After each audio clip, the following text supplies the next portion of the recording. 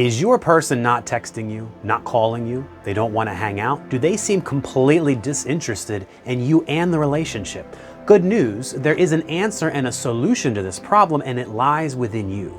If you stop chasing them and do this instead, they will chase you. Now first, I'll start with why your person is acting this way based on the energy dynamic that you guys have created in the relationship.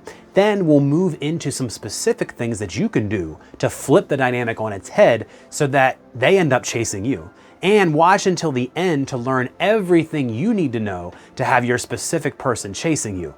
And don't worry about the fact that you're chasing to begin with. We all do this to some degree. There's nothing wrong with us. And normally it only takes a few tweaks for us to transform the relationship entirely. Now, first, why does chasing push people away? Well, when you treat someone like a celebrity, they're going to treat you like a fan.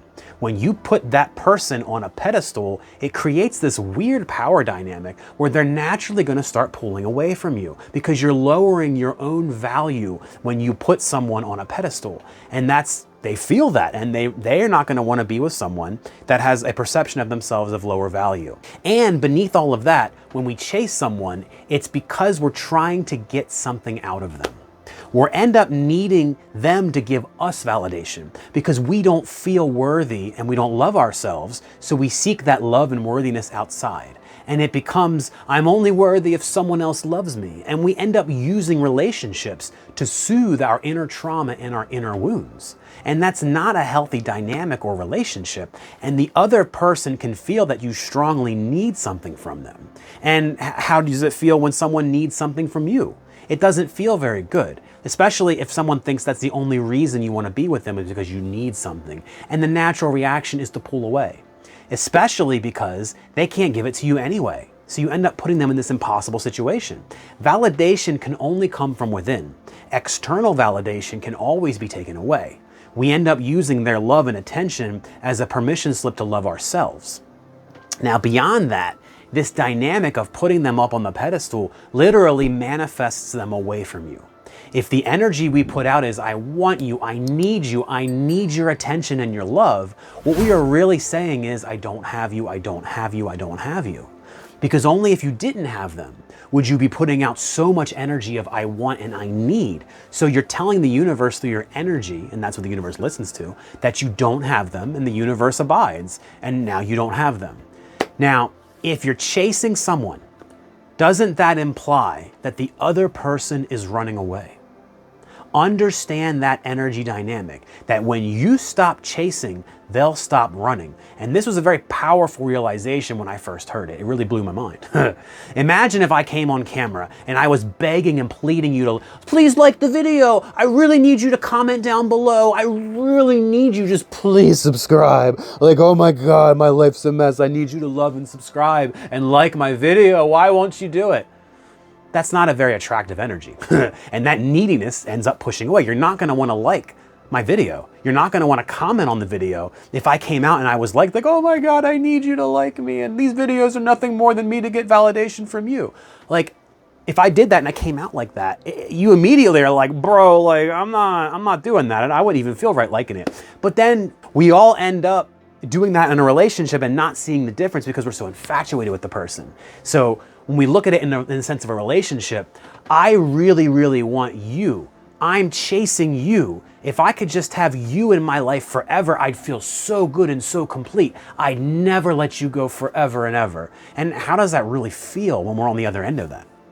So how do we change, right? How do we stop being so needy, and how do we then get the person we want to end up chasing us? Well, the first things first, we've got to stop the chasing, okay? We have to remove them as the center of our universe and remove some of the attention and energy we've been sending to them.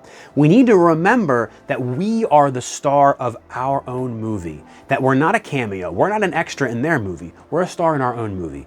And as soon as you start letting up the pressure you're putting on them and you begin changing your own energy in relationship to the relationship, they'll feel that and begin to come towards you.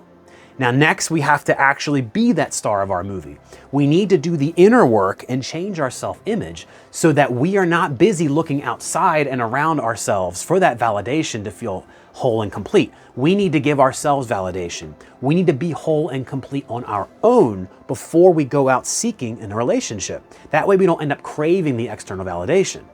Now, you can only be loved by others when you love yourself. The mirror principle. I talk about it a lot on this channel. Our inner reality creates the outer reality. And more importantly, people treat us the way we see and treat ourselves, especially when it comes to love. You know yourself best. And if you don't love yourself, why should I love you, right? You're going to know yourself better than anyone else. And the minute you start giving that love to yourself, the people around you and the people you attract will change and begin to treat you differently. So create your own life that you live. That person shouldn't be the center of your attention, the center of your life. It puts a tremendous amount of pressure on them and ends up pushing them away. And it can be really hard, especially in the beginning when we're infatuated with the person and we can't stop thinking about them. But instead, we need to build and live our own life that's separate from them. We need to have hobbies, hang out with friends, work, alone time with our own pursuits, living a full and balanced life where this person is one important part of it, but not the center and not the entirety of our lives. This also eases the energy and helps take the pressure off of them. They will feel more that you're not putting so much attention and energy on them, which will naturally begin to draw them towards you. Plus, if the relationship goes bad, you didn't make them the foundation of your entire existence. So you can handle it better. You'll have other things to fall back on in the event that the relationship does go south. We also need to avoid having that scarcity mindset. There's a trap we all fall into that says, this one person is it. There's no other person on this planet. Well, reality is there's over 8 billion people on this planet. And not only are there other people that are out there besides this one person, but there's thousands of people that are better aligned for you than this person. Now, I'm not saying give this person up, but I'm just saying understand they're not the only person in the universe. And if we focus on them as the one and only, we created incredible scarcity. We went from 8 billion options to 1. And we are going to cling to it for dear life like a lifeboat and not see any of the other options around us. But instead, if we can shift our understanding that there's millions of people out there and probably thousands that are a better match, we don't need to feel so much scarcity. We don't need to cling so hard to this one relationship. And again, the key here is we're letting up the pressure we're putting on the other person. And when we do that, and we live more within ourselves, we begin to create our own gravity and our own attraction. When we're in that needy energy, we push people away. But instead, think about some of the most attractive people in your life. Some of those people, like celebrities, for example, that just have that aura of gravity about them, that just seem to bring people into their lives. Do they have a needing, clinging, grasping energy? Or are they centered within themselves? Are they confident? Do they love themselves? These people, routed and confident in themselves, aren't busy pushing their energy around to get their needs met. They have that energy of, I'm good either way. And the more you can play it cool and embody that I'm good either way mentality, the more you're going to create gravity. The more you can focus on yourself, not in a narcissistic way, but in a healthy, loving way, the more you pull that energy back, the more you then start attracting people into your lives. Now, while you're busy creating those other aspects of your life for your attention to flow into, you should also be engaging in what you love and are most passionate about. Doing what you're passionate about creates gravity and makes you magnetic, but it also brings you closest to your most authentic vibration and self-expression. And when you're in that, you attract the most authentic and aligned partner because we attract who we are busy being. So the more you are busy being what you're most passionate about, you will attract someone that vibrates with you perfectly.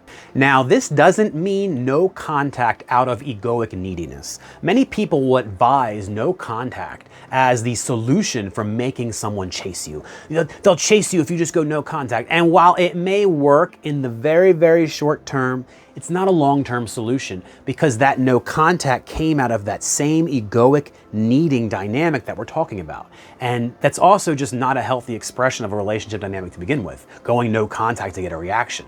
This is more about actually doing the work, doing the inner work, and genuinely focusing your energy on other things in your life, not just going no contact for a week to drive them crazy, because then you're still playing the same game and you're still gonna get the same reflection and results back. Now, there's also how to manifest your specific person. And I find when it comes to manifesting that having a system in place gives you much better results than just randomly trying these different techniques and seeing what works. You'll probably get there doing that method, but it's going to take you forever with trial and error. Check out this video here to learn the manifesting system that I've used to create the life that I wanted to live and to attract love and people into my life. I hope you guys choose to make it a great day.